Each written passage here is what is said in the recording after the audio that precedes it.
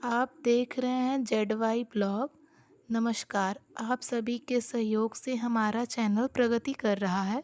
इसी तरह हमारा सहयोग करने के लिए हमारे चैनल को सब्सक्राइब करते रहें, जिससे हमारा मनोबल बढ़ता रहे। नमस्कार मित्रों, मैं पंडित जनार्दन तिवारी आशा करता हूं आप सभी सकुशल होंगे। तो आइए अब धनु राशि का अक्टूबर माह का मासिक राशिफल जानते हैं। तो सबसे पहले कार्य क्षेत्र के बारे में जान लेते हैं।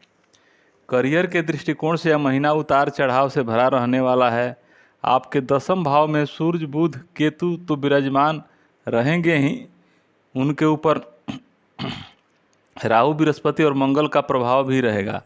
इस प्रकार एक साथ 6 ग्रह आपके दसम भाव को प्रभावित करेंगे, जिससे आपके लिए कार्य क्षेत्र में जमे रहना बड़ी मुश्किल का काम होगा।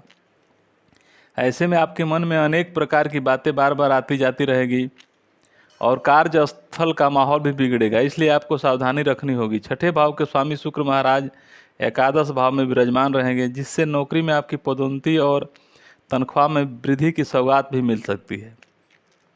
10 अक्टूबर से बुध और 17 अक्टूबर से सूर्य दसम भाव में से निकलकर एकादश भाव में आएंगे, जिसके परिणाम स्वरूप आपके वरिष्ठ अधिकारियों का सहयोग आपको प्राप्त होगा और नौकरी में सुधार होगा।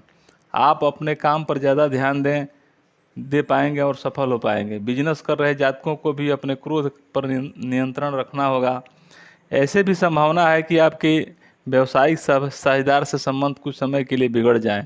ऐसे में आपको सावधानी रखनी होगी और उनसे अच्छे संबंध निरंतर बनाने की कोशिश करनी होगी, ताकि वह आपका कोई अहित करने के बारे में विचार न करे। साथ ही आप दोनों मिलकर अपने व्यापार को सही दिशा में उन्नति की राह पर साथ साथ आगे ले जाने के बारे में विचार करें, क्योंकि इस समय आपके व्यावसायिक साझेदार का आपसे दूर जाना आपके लिए नुकसानदायक हो सकता है। यदि आप एकल व्यापार करते हैं तो अपने क्रोध पर नियंत्रण रखें और अपने साथ किसी नए व्यक्ति को आगे बढ़कर काम करने का मौका दें, इससे आपको लाभ होगा। आर्थिक स्थिति की बात करें तो यदि आपकी आर्थिक स्थिति को देखा जाए तो महीने की शुरुआत सामान्य रहेगी। खर्चों पर नियंत्रण रहेगा, लेकिन महीने के उत्तरार्ध में सूर्य बुध एक आदर्श भाव में चले जाएंगे, जिससे आमदनी बढ़िया हो जाएगी।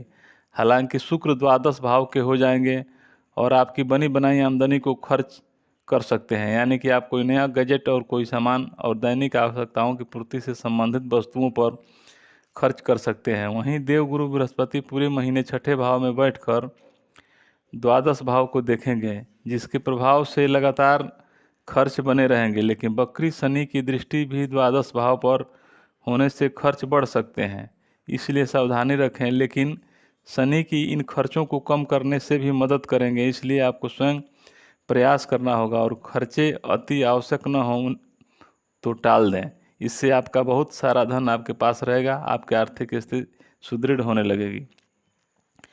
स्वास्थ्य की बात करें तो स्वास्थ्य की दृष्टि से यह महीना थोड़ा कमज़ोर रहने की संभावना है, क्योंकि आपके राशि स्वामी बृहस्पति महाराज इस पूरे महीने छठे भाव में विराजमान रहने वाले हैं और वह 9 अक्टूबर से वक्री अवस्था में आ जाएंगे।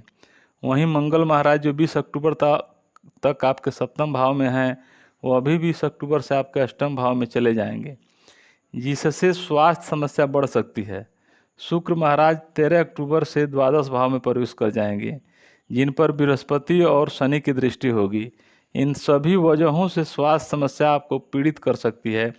विशेष रूप से छाती का इन्फेक्शन या अनेक प्रकार की समस्याएं आपको परेशान कर सकती हैं। ऐसे में आपको अपने स्वास्थ्य को बेहतर बनाने के लिए कुछ नए प्रयास करने की आवश्यकता है।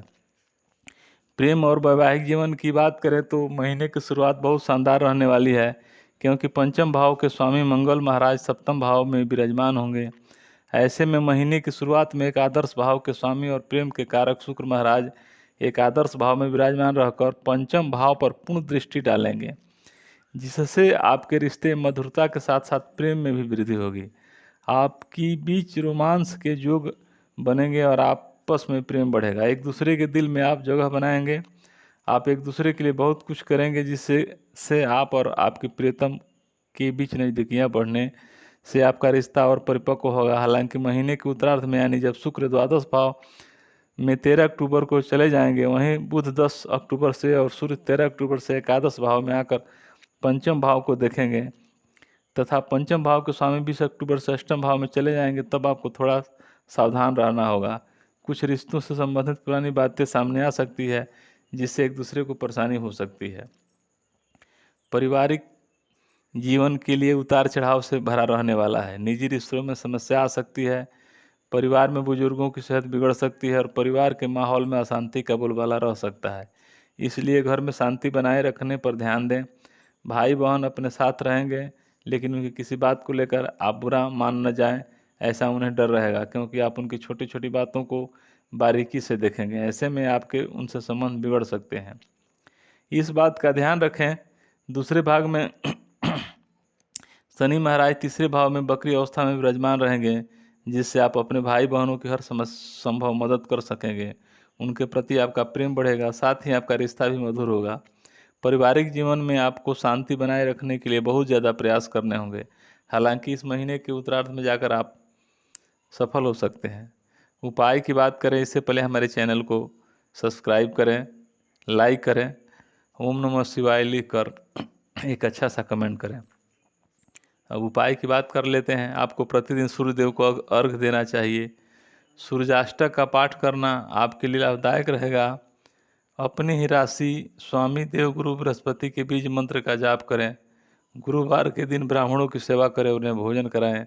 साथ ही किसी विद्वान बालक की भी मदद कर सकते हैं। हमारा वीडियो अपने अंत तक देखा, इसके लिए धन्यवाद।